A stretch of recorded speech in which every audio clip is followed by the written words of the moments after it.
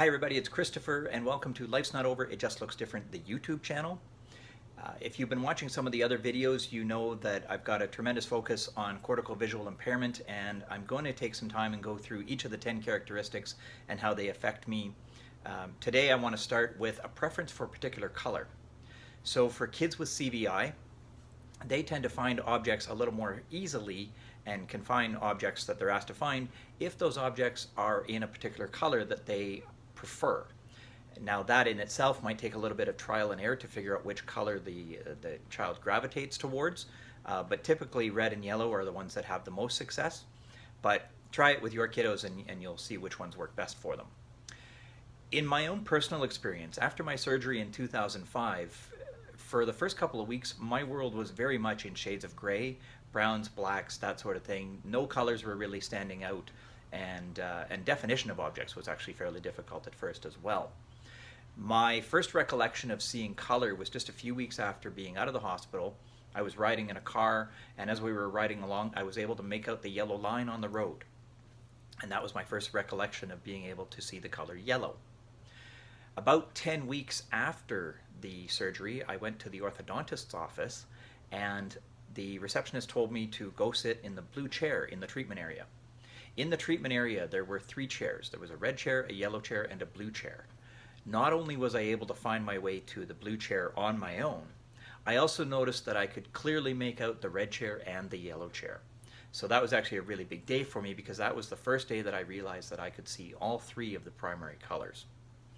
After that visit to the orthodontist, my spouse got really excited about my finding, and so we went over to a nearby mall. We went into a clothing store where she showed me a number of pieces of clothing, and she asked me, what color is this one? What color is that one? And what we learned from that exercise was that I was able to make out the primary shades really well, but if she showed me a secondary color, I tended to see it as one of its primary colors. So if she showed me a purple, I tended to see either red or blue, depending on which shade stood out a little bit more. Same thing for an orange, I would see either red or yellow. And that still holds true even today. I was taking notice of this just in the last couple of days as I was walking home from the gym, and I was looking at the world around me, and my world is still in very muted colors, very muted tones. Yes, I can sort of see that the grass is green, but it helps if it's in good lighting from the sun. If it's in shade or just sort of a dull day, it makes it harder to make out any sort of colors. Although I was able to see on my walk home, there was a building that had a red sign, and I was able to make that one out okay. And I also saw a yellow car go by that stood out and was quite prominent. One of the places where I use this preferred color, my preferred color is actually red. It's my favorite color. It has been. The fact that it's one of the colors I see easily just makes it an even better deal, that it's one of the ones that stands out for me.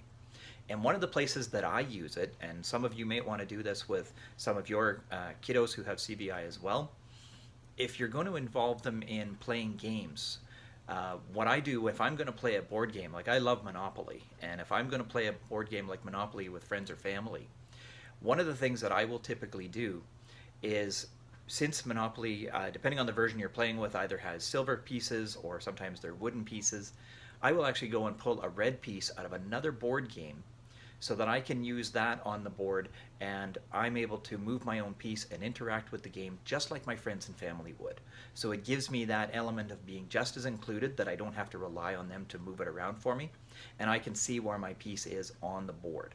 So it makes it a little bit more comfortable for me. I get to enjoy it more. They don't have to work as hard to help me out, and I can be just as interactive. And like I said, my favorite color is red, so it really works for me.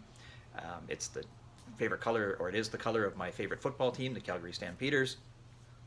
So, red plays a really big role in my life. That's about all I'm going to say today on the preference for color in the CVI world. In the next few videos, I am going to cover the rest of these characteristics of CVI, but I want to thank you very much for watching today.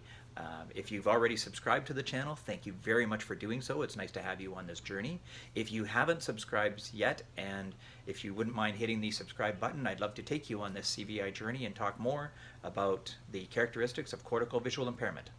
Thanks for watching and have a great day.